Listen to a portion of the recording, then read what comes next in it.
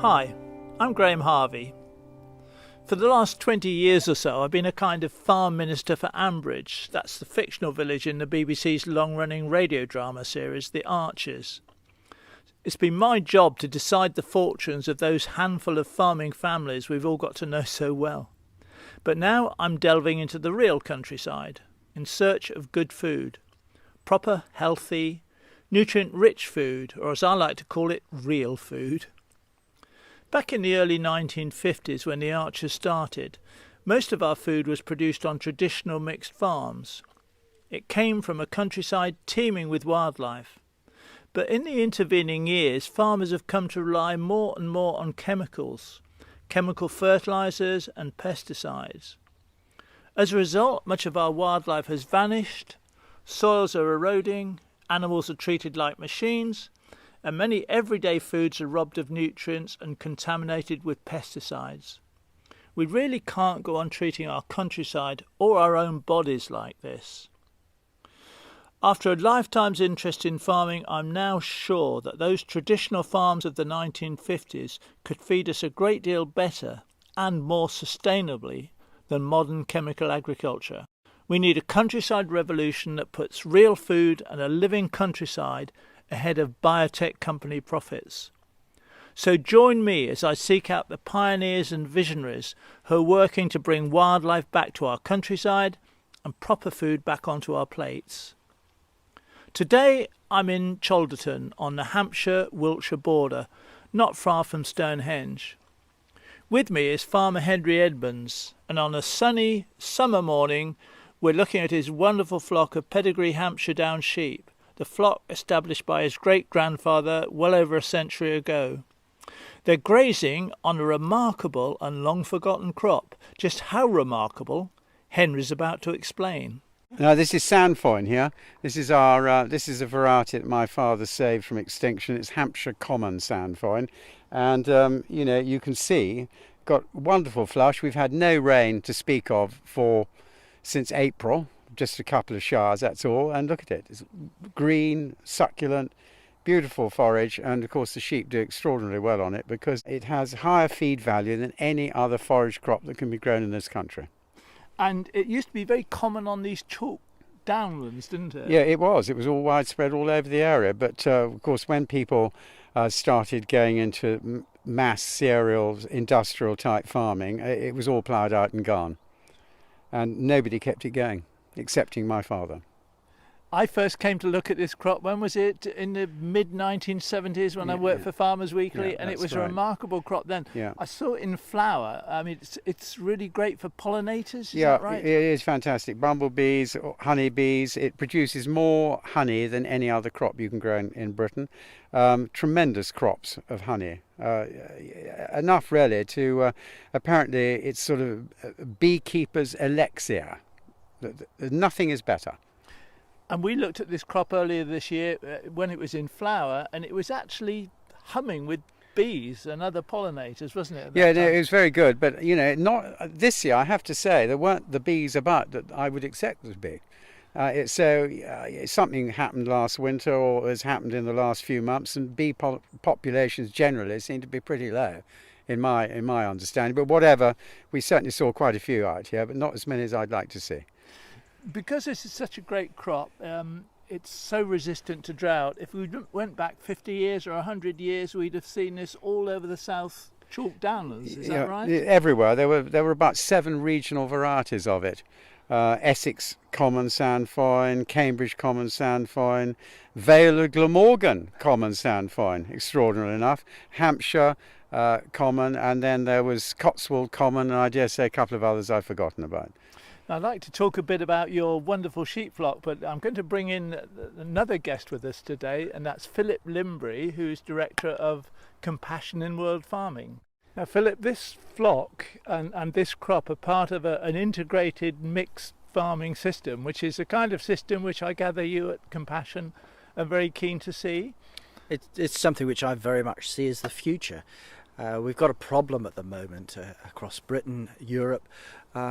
increasingly across the world, where farm animals are being taken off of the land and they're being put into factory farms, into cages, crates in confinement, and their feed is being grown elsewhere, usually in chemical-soaked monocultures.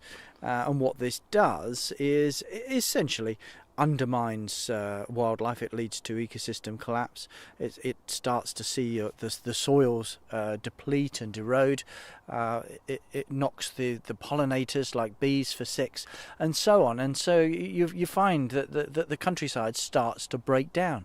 And it's no surprise then, over the last decades, where this monoculture-driven industrial form of agriculture has come about, that we've seen a collapse in once common farmland bird numbers, a collapse in our bees, and we're starting to see serious collapse in the country's soils. So to see this kind of system, which is essentially working with nature rather than against nature, where animals are integrated and are rotating around the farm in a way which is much more environmentally enhancing, and it's better for the animal welfare too. It's a joy to see.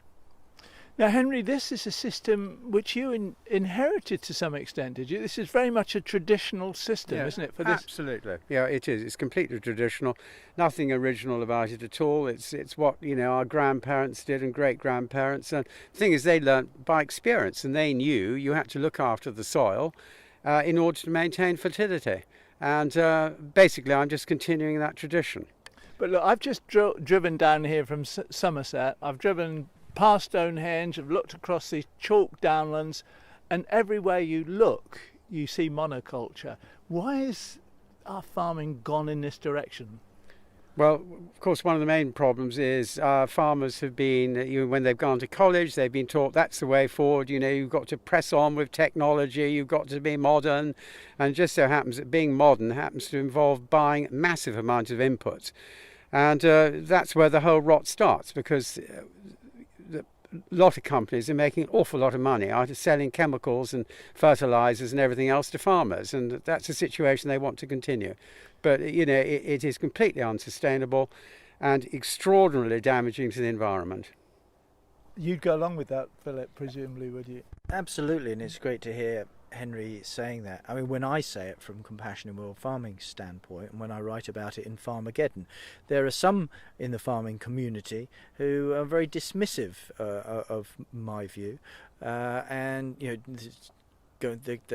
go rhubarb, and when actually it's become increasingly obvious that this rush to modernity in farming is actually old-fashioned, because it's old-fashioned thinking. When did it start? It started in the 40s and 50s. We've got thinking here which is 60, 70 years old, and we're still calling it modern, even though it's leading to the collapse in the countryside.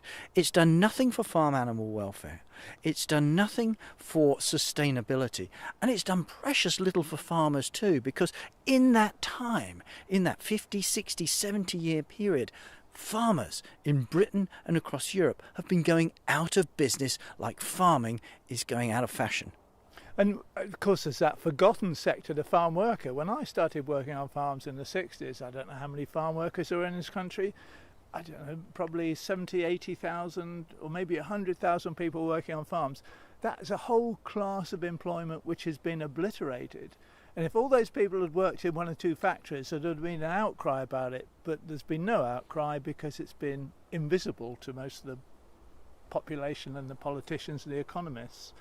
So we have depopulated the countryside, is that right, with this intensive approach? We absolutely have, and we can see this in modern times in Poland, where there has been a distinct push in the last 10-15 years as Poland has come into the European Union, driven by Brussels, to essentially get this peasant anachronism as some Brussels bureaucrats see it, driven off of the land, get the small farmers out of the way and let big business flood in with all of its chemicals and its machinery.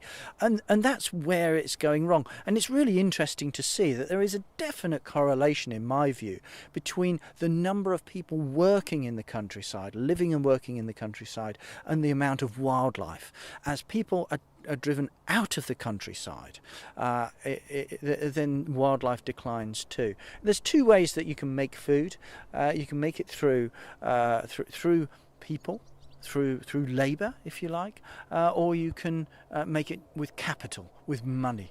And this modernity, this 70-year-old, actually old-fashioned thinking, is all about let's throw money at the thing, throw money at producing food. And what do we get for it? We get a countryside which is denuded of wildlife, denuded of people, and actually produces poor quality stuff for our plate too. And Henry, you'd go along with that. You're working a very traditional system here, and you still employ a lot of people on this farm, don't you? Yeah, we do. I mean, 12, 14 people, full time. I mean, it's, instead of spending money on agrochemicals and fertilizers, I'm spending it on labour instead. So that way we're able to maintain skills, rural skills, looking after cattle, looking after sheep. These have been lost. All over the country. What is the cost to this country of the loss of experience that we've suffered? Because all these farm workers, hundreds of thousands of them, were just made redundant and shoved off. Highly experienced people. I've been brought up with people, like wonderful people, real experts. And they've just been told they were redundant, they've lost the heart and they've gone. And we'll never get them back again. Well, a lot of them are dead now, of course, because it's been going on for so long now. There's just a sort of irreparable loss of experience. It's a national tragedy. It's a disgrace. It's a disgrace. And I mean, look at here. Now we're surrounded. We've got lovely hedges here, nice, thick, overgrown hedges. I was going to ask you about your hedges. The swallows working away, aren't they? It's great, isn't it? And I mean, I've had a lot more swallows. I think a lot have pushed on through. But the thing is, now, if we get industrial agriculture in here, the first thing they'll do, all those hedges are out. Woomph. And all this, where you've got a patchwork of fields, and they're reasonably sized fields, but not for not when you've got a John Deere combine with a 40-foot header. So let's have them all out. We'll get them all out, push them up in a heap, and of course, and burn them. And as soon as you've done that, where's all the habitat gone? The birds have got nowhere to nest. The voles, shrews, they've got nowhere. The barn owls have got nowhere to hunt. So everything goes. I mean, a classic example. When was it? Yes, 2012. Because I do work with the Hawk Conservancy a bit, and they were monitoring, I think, it was about 120 barn owl nests. Now, we had that cold weather that year in February, and they monitored all these nests, and they found that only 2 barn owls fledged chicks that year. Only 2 of the 120 nests. And the extraordinary thing is that one was a woman in Reading who was actually feeding day-old chicks that she bought from the pet shop. You can buy those frozen chicks. She was feeding them to this barn owl, and that was picking them up and taking them back to the nest. Well done her. The only other one that was successful was a pair of barn owls here, which have got no supplementary feeding at all, and they did it naturally because I've got a diversified habitat. Whereas everybody else has failed. It says it all, but it also shows the extent of the problem, doesn't it? It does indeed. It's that bad. Absolutely. Yeah. Before we leave this field and look at another great piece of work that you're doing, Henry, I know you both share a great passion about birds, so I'm going to ask you about corn buntings. I think you've got some nesting pairs here. Yes, we have. I mean, it is always going to be a problem with, because when we're cutting silage, cutting hay, and there is always going to be. It's very, very difficult to totally guarantee you're not going to cut a nesting bird out, but we do what we can. We try. So what I do is, as you can see, we've left wide headlands all along the hedges. Now, I had a very, very helpful chap here a few years ago who spent all day here just watching to see where the corn buntings were nesting. And in his view, and he spent hours here, they were pitching in and nesting near the bottom of the hedges. So as a result of that, I leave a wide edge down the hedges. And subsequent, I have seen, every year we're seeing juvenile corn buntings. So you know, some might go, which is a tragedy, of course, but we're getting quite a lot through, and numbers are increasing year on year. This year, in this very field, in February, I was standing just over there past the sheep, and a great sort of river of corn buntings flew past me. It was an extraordinary sight, and they were all, you know, pairs, singles, 5s, 6s, and they went all the way across the field, settled over that top corner. So as they were in a sort of a river, I was able to count them. We had 85 corn buntings that were feeding in this very field, which just shows we are providing the right habitat for them as well. You must be delighted to hear that, Philip. Oh, goodness. Yeah, that's such a rare occurrence these days. I was looking at the recent report on corn buntings in Hampshire, and it's perilous. You know, they're down to little more than a handful of pairs across the county, and in the last decades, the numbers of corn buntings that used to be very abundant across the countryside, they've declined by upwards of 90%. I remember 40 years ago when I was a boy, I used to cycle through, I was in Bedfordshire and Hertfordshire then, I used to cycle through the countryside, and you know, there was this sound, this jangle of keys like sound that would be a regular accompaniment of my bike rides through the countryside, you know, from wires, from fence posts, from hedges. You don't hear that anymore. Henry does, of course, but this is a beacon in what has become a desert for this species, and it's not just corn buntings. It's a general trend across farmland birds, which is worrying because the farmland habitat is the most common habitat across the countryside. 70% of Britain's entire land surface is farmland. So what happens on that land really matters to so much else. And if the corn bunting is an indicator of the health of that countryside, then sadly the countryside in Britain, not here on Henry's farm, but generally speaking, is in a very bad way. And it's a good indicator species of farmland birds particularly, is it, the corn bunting? Corn bunting is, it's a good species because, you know, it is one that has long been associated with the farming environment, and it's called the fat bird of barley, for example. It's one of the sort of fat bird of barley. I love it. one of the sort of the other sort of local type terms that it would be called by. So it's a good farmland indicator. It's a specialist bird, and what we've seen is that specialist birds in the countryside are not doing well. The ones that manage to make a living in what has become an increasing green desert are the jack of all trades, like carrion crows and wood pigeons and things of this nature. Yeah, they're bucking the trend, but the specialists, and after all, many birds are specialists because, you know, they've adapted over millions of years to fill an ecological niche. Many of those specialists are going to the wall. And presumably the traditional farm offers a lot more niches. I mean, because of it's a mixture of crops and animals. It produces a whole kind. And is that why traditional farmland can be so rich in biodiversity and birds in particular? Yeah, I think traditional farming, with its multitude of habitats, with animals integrated with crops, with its hedges and things of this nature, provides those habitats, provides that food. Putting the flip side, what does monoculture farming, the intensive industrial farming, which has become seen as modern, but in my view is now 70 years old kind of farming, what that does is it leads to the fields getting bigger and to chemicals coming in, and as the fields get bigger, then things start to disappear. The trees disappear, the hedges and the bushes disappear, and the chemicals take away the wild flowers. And when those wild flowers go, so too do the seeds and the insects that are needed by those birds, like the corn bunting, as well as the bees, the butterflies, and just about everything else disappears. Now, as long as I've been writing about agriculture, which is a long time, I started in the mid-60s as a student, we've been told by a section of the farming lobby that we have a choice between biodiversity, if you like, or nature, if you like, and productive agriculture, and if we're going to feed the world, we can't have both. Now, I'd love to hear both your takes on that view. Henry, what do you think? Yeah, of that? well, of course, it's complete rubbish. You know, we demonstrate here. Of course, you can feed huge numbers of people organically, as we do it here. And the point is that the system they're advocating it's a one-way street to nowhere, because another 50 years of it, they won't get any crop at all. And then what are we going to do? There'll be no food for anybody. Well, I suppose the assumption is there'll be some new technology in the wing. Of course, yeah, there's always some wonderful solution, yeah.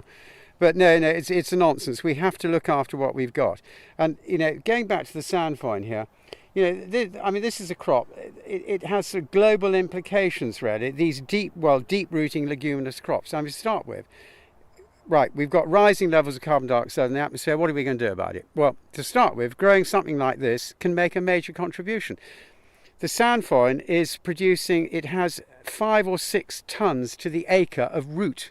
So that's going straight down into the chalk. And of course, that basically is tying up 5 or 6 tons of carbon straight away. So it's taking it out of the atmosphere and it's putting it into the ground where it's locked up. And also, of course, you get the rotting debris of the leaves and the grass and everything else. So that's more. So point is, grow a field of wheat, you're not locking up anything. It's just stripping out the organic matter in the soil. Stripping it out, fertility is going, and it's all going up into the atmosphere. So high input crops are highly pollutive. You've got the problem with the nitrogenous fertilizer, of course. Atmospheric nitrogen going up, whereas here everything is being taken down and it's totally sustainable. You could go on doing this for years. And I even noticed this recently. I was walking across sandvine fields and lucerne when that really hot weather was on, and they were noticeably cooler. So basically, you've got natural air conditioning going on as well. Because they're so deep rooting, they're able to get that moisture from down, and of course they push it up and it's going out through the leaves. It's actually cooling the atmosphere. So you can see, if you were growing sandvine or lucerne or red clover or other legumes on a huge scale, which is what we need to do as a nation, as the world, we need to do this, that would help cool things down a bit. So we hear all this propaganda, if you like, from the scientists that we need GM crops to feed the world and new technologies are going to be our only hope. What we're saying here is that we have the technology, we have the system that will feed the world sustainably and give us all this wonderful environment as well. Is that right, Philip? Would you agree with that? I absolutely agree with that, and I think the thing we have to ask ourselves is, what is all this GM really for? Well, actually, statistically, when you look at GM crops, cereals and soya, the majority of it statistically isn't feeding the world, it's feeding factory farms, and that's a very different proposition. And here's why: because factory farms are about taking farm animals off of the land where they produce something we can't eat, like grass, into something we can, meat, milk and eggs. We take them off of that pasture and we put them into cages, crates and confinement, and we grow their feed elsewhere using chemical crops and GM and what have you, and then we feed that crop back to those farm animals, who then waste the vast majority in terms of calories and protein in conversion to that meat, milk and eggs. Now, to put a figure on it, globally, every year we waste enough food that way to feed between 4 and 5 billion extra people on the planet. Now, that's not to say that 4 to 5 billion extra people on the planet would be a good idea, because environmentally it would not all at the same time. It's to say that actually we can feed the world without GM and with less farming, not more. That's really encouraging. That's a really optimistic picture. Let's leave it at that point, because I know, Henry, you've got some other interesting work you do on this farm, and it's about the restoration of traditional chalk grassland. Maybe we could go and have a look at that. Yeah, that'd be great, Graham. That'd be terrific.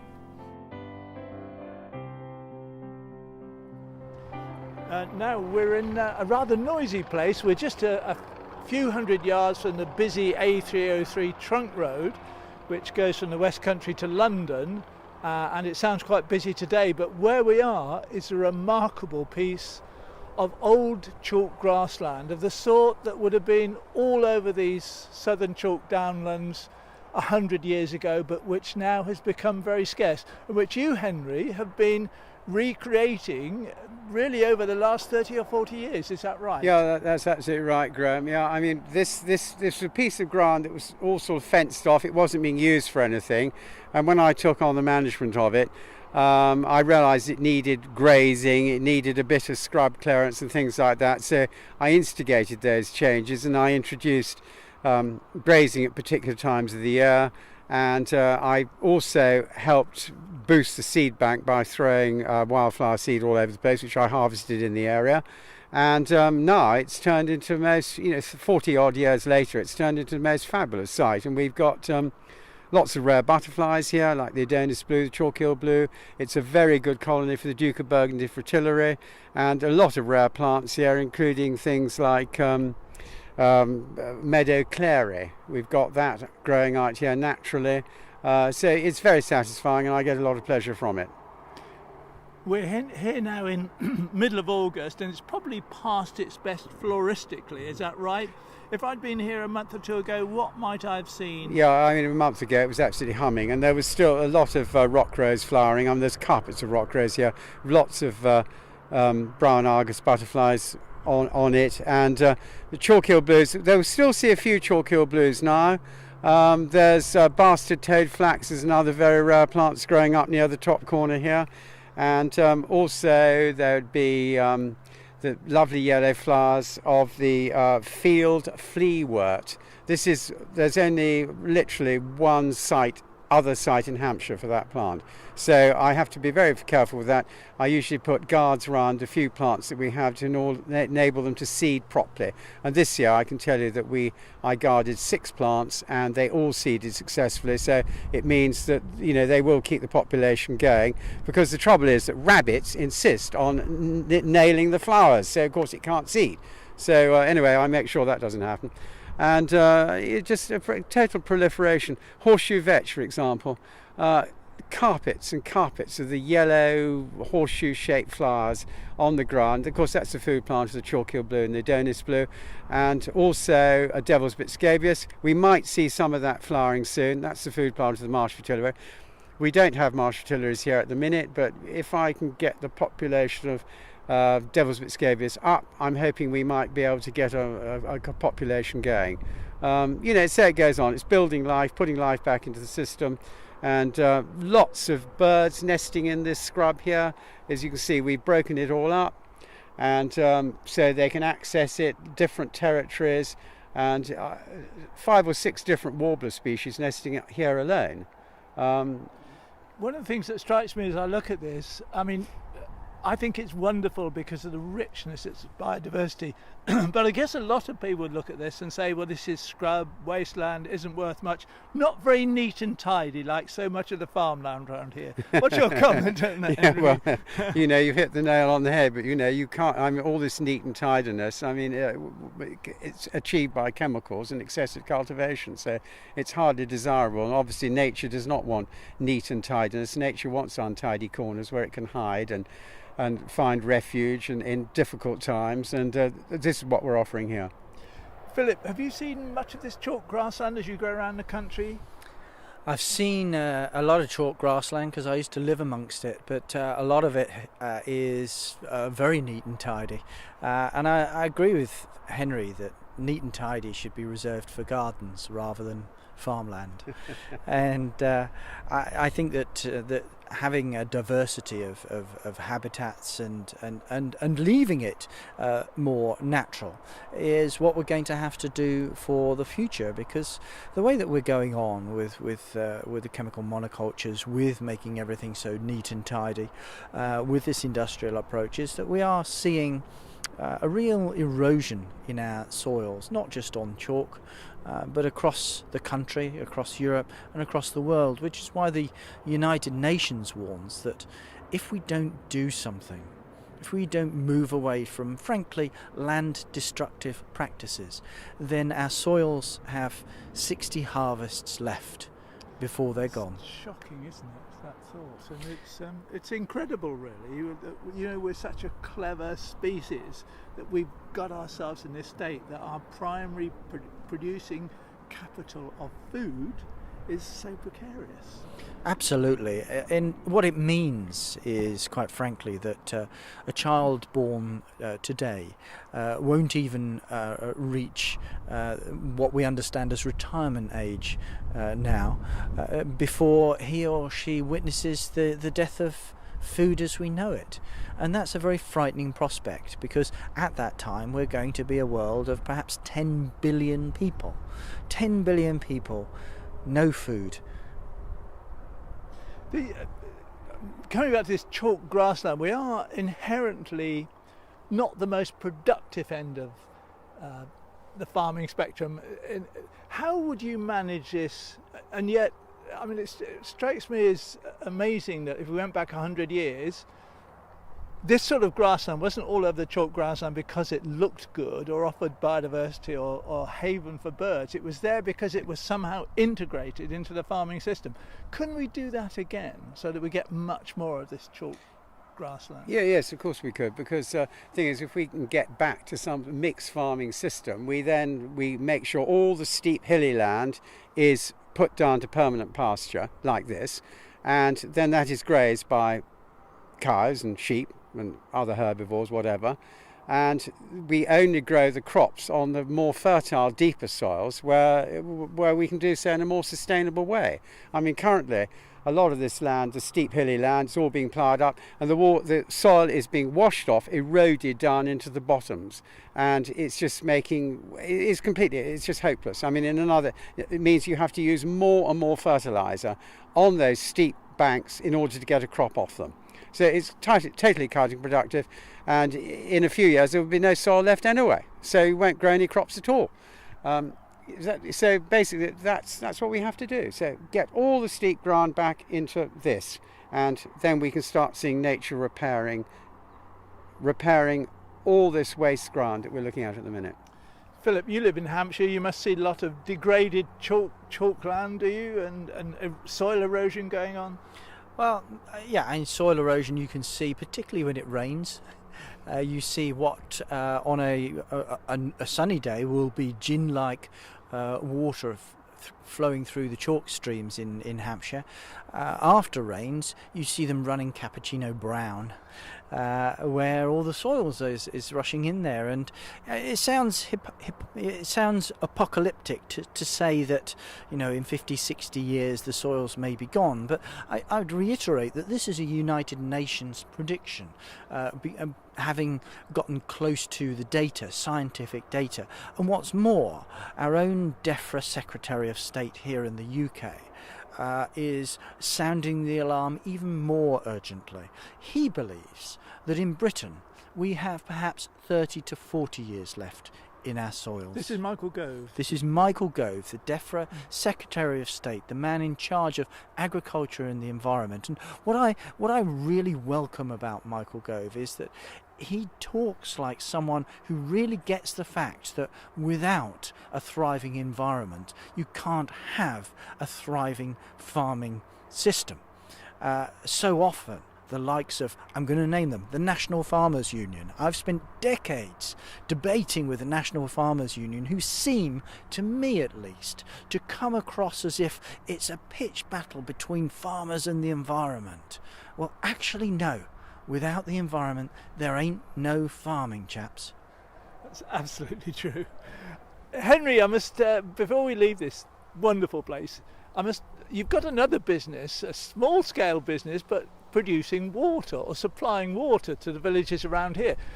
And this gives you a particular interest in environmental contamination and purity of our water supply. How did this come about? How were you responsible for a water company? Well, our great-grandfather set it up in 1904. We had our own Act of Parliament, the Children District Water Company Act, 1904.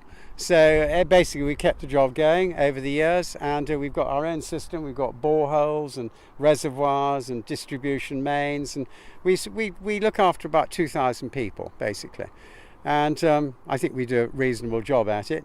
But of course, as part of supplying water, it's obviously tested all the time. And 30 years ago, it was evident that our nitrate levels in the water were increasing. So I brought this to the attention of the authorities, and said that if this trend continues in about 20-something years, we're going to be failing on nitrates. Well, unfortunately, nothing was done about it, and so ultimately we did start failing for nitrates. So we had to put this plant in here that's cost getting on for £500,000, and it costs something like 90,000 a year to run. So basically all our water has to, or a percentage of our water has to go through this plant. It's treated before it can go out to our customers. And the EA have now got involved in finding out. They've got involved with trying to find out. So they did trial boreholes up and down the valley, and basically at the end of it, they found out that of the nitrate, 8% only was coming from my farming operation, of which 5% was due to a leaking slurry lagoon and a sensitive spot. So I had to spend an awful lot of money. We put a new slurry lagoon in, and this is for one of the dairy herds. And so basically it means that our contribution as an organic farm in this area is actually less than 3% of the nitrate in the water that was giving to our customers, which I think is sustainable. The rest of it is all coming from sewage treatment works upstream of us and from intensive industrial agriculture immediately again upstream here. So it's coming, fertilizer is being spread on the fields to the north of us, and it's coming down the river valley, underwater of course, underground, subterranean, and then we're drawing it back up. I mean, it's no surprise, it's obvious, but it just shows that putting large amounts of nitrogenous fertilizer on agricultural land is entirely unsustainable. And who's paying the £90,000 a year it costs to take that nitrate out of your drinking water? Me and the customers. And the thing is, this is going to be a growing trend because there's more and more water being polluted all over the country. So shouldn't that charge be on the polluters, the people who use the nitrate fertilisers? Maybe the nitrate fertiliser companies shouldn't be a tax on that? The cost? That sounds a good idea. But the trouble is that the people, the farmers that are using nitrogen fertiliser, they're doing nothing wrong. I mean, they're just doing what they've been told to do. They've been taught to do this at agricultural college, and they've been encouraged to do it by successive governments. Increase production. Whatever the cost. Whatever the cost. Environmental cost. That's right. What's your view on that, Philip? I think it's normalised madness, to be honest. The fact that we are faced with a generation of farmers, of stewards of the countryside that have been taught to farm in the way that they are, that have been encouraged through subsidy to farm the way that they are, despite the fact that it is destroying the very countryside that they're meant to be stewarding. Why do I say that? Well, I think that we can see that in the declines all around us. The farmland birds, the butterflies, the bees, whichever way you look at it, the countryside is in decline, and as the soils slip away under our feet, we'll realise that actually that normalised madness really should never have been. Having seen a remarkable piece of countryside restoration, we're off to look at Henry's dairy cows. They're pretty remarkable too. Not only are they out grazing for much of the year, which is itself unusual these days, they're out on pastures that make their own nitrogen fertiliser. That's because they all contain plants known as legumes: clovers, red and white, sainfoin, which we've already heard about, and lucerne, which is very resistant to drought.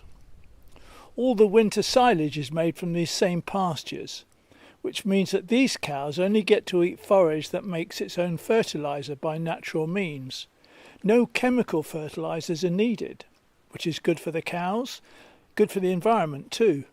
Well, it's all high protein, so that they need very little. While they're grazing here, they don't actually need any additional protein at all. So we're making all our own protein, and as you can see, I mean, we've had an incredibly dry year, and it's flourishing. So there's no shortage of forage here. So because we're not relying on perennial ryegrass and nitrogenous fertilisers, it doesn't matter how much. That will only work if you get the right amount of rain. If you don't get rain, you're not going to get any forage. Whereas here, because they're deep rooting, we've got plenty of forage, in spite of the fact we've been incredibly dry. And Philip Limbury from Compassion in World Farming, you're looking at this farming system here, which you must be delighted to see cows out on grass or pasture of one form, a leguminous pasture, basically through a long grazing season. Is this the kind of dairy farming you want to see?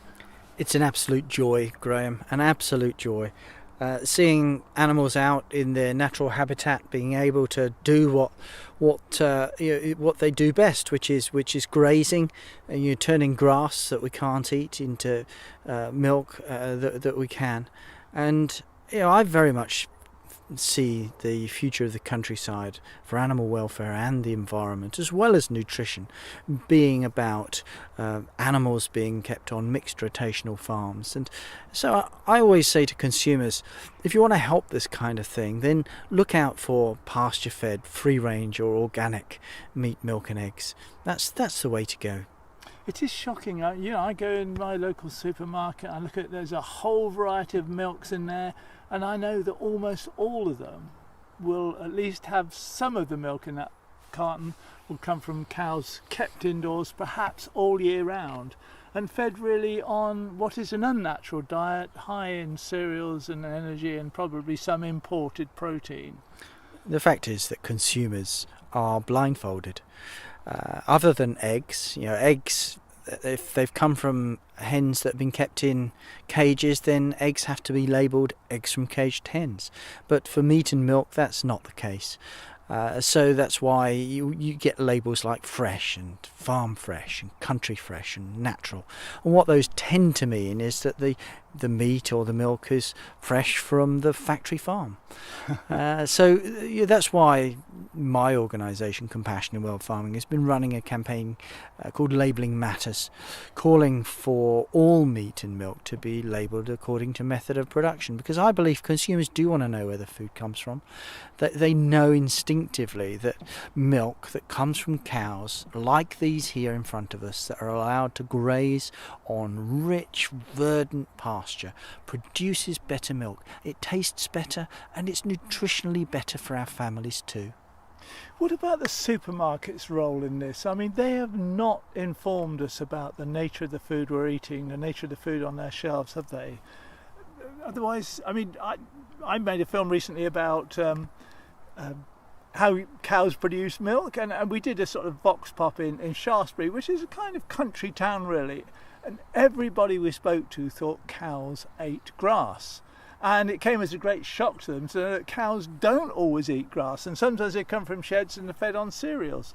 So while people think that, why shouldn't the supermarkets be informing them? They presumably see it as not their business to do that.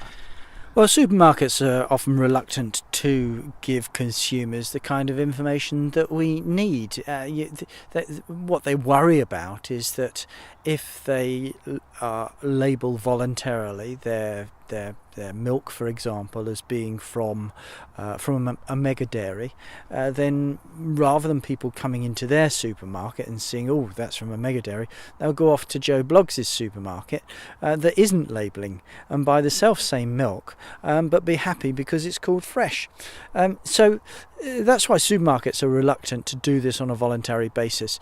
The Co-op bucked the trend way back in the 90s, which is why we've got egg labelling, mandatory egg labelling in Britain and Europe. But it hasn't happened for meat, it hasn't happened for eggs. And it's about time that the government sorted this out.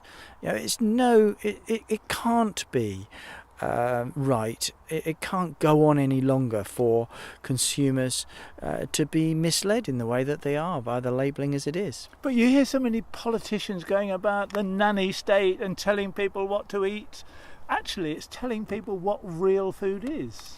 It is. That's decent labelling would enable people to make a real choice.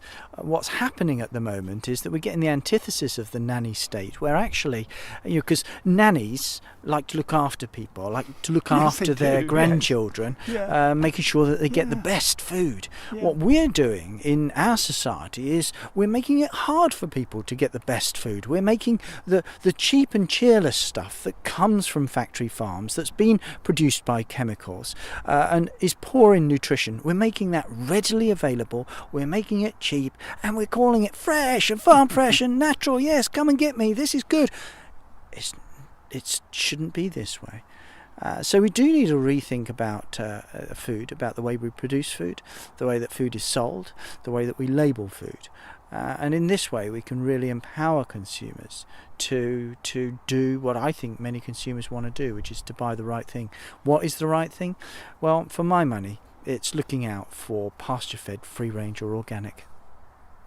Yeah, so in fact, to sum it all up, what we want is a farming revolution, but we want the whole, I won't just say consumers, we want the citizens of this country to join together with the farmers, with everyone else, to really transform the way we grow and produce our food and the way we look after our countryside. It's a job for all of us, is that right? It is absolutely a job for us, and I think it has to be demanded by citizens, demanded by consumers, but delivered through the leadership of government and corporations and supermarkets. So we need Michael Gove, the DEFRA Secretary of State. He's in charge of food and farming.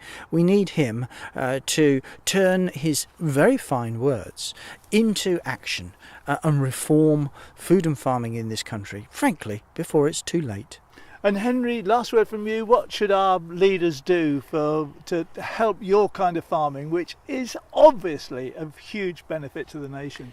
Well, that's the thing. We more education. People really have got to understand how their food is made, as Philip says, absolutely vital. And looking to the future, after all, farmers are custodians of the land, and so therefore they should be looking after the land. And that also means looking after the atmosphere, looking after groundwater, looking after everything to do with the countryside, looking after wildlife. And, we can do it. Farmers can do it. They just need to be pointed the right way.